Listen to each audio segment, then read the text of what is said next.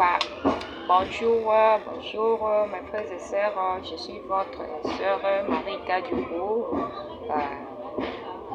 Je voulais juste partager avec vous un petit message de la part de notre vie. Bah, c'était juste pour parler un peu du comportement de nous chrétiens aujourd'hui. Nous, étant chrétiens, si nous sommes sur les réseaux sociaux, c'est pour partager de la bonne nouvelle.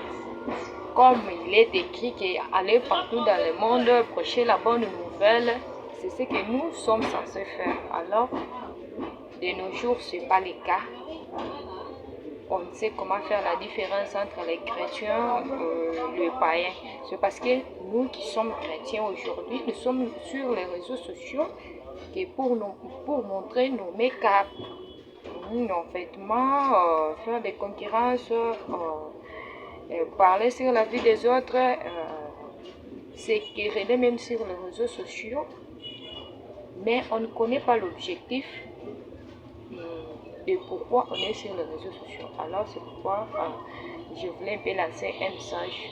Tu es chrétien, tu crains Dieu. Si tu es sur Facebook, WhatsApp, YouTube, TikTok, tu es là juste pour partager la bonne nouvelle comme il est écrit. Comme Philippe nous a dit, que montre-nous le Père et cela me suffit. C'est ce que nous chrétiens sommes censés faire sur les réseaux sociaux.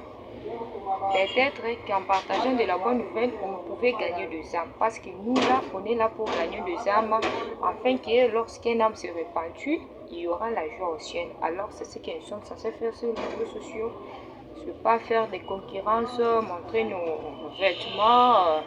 Si tu publies de quelque chose, disant peut-être que Dieu est bon, c'est-à-dire tu es bien habillé, tu veux nous montrer ce que tu as porté. Et si tu veux parler même de quelque chose, donc tu as posté une photo là et tu veux nous montrer ce que tu as porté, ce que tu fais.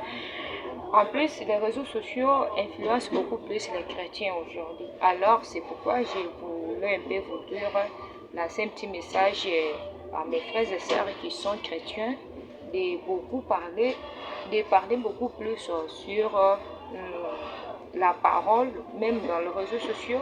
C'est un lieu d'évangélisation. Ce n'est pas un lieu de concurrence pour nous chrétiens. Peut-être pour les païens, c'est un lieu de concurrence, de querelle, de parler de leur vie privée, de nous épater.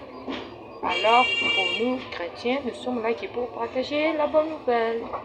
C'était ça le petit message que j'avais pour vous. Alors, je vous laisse.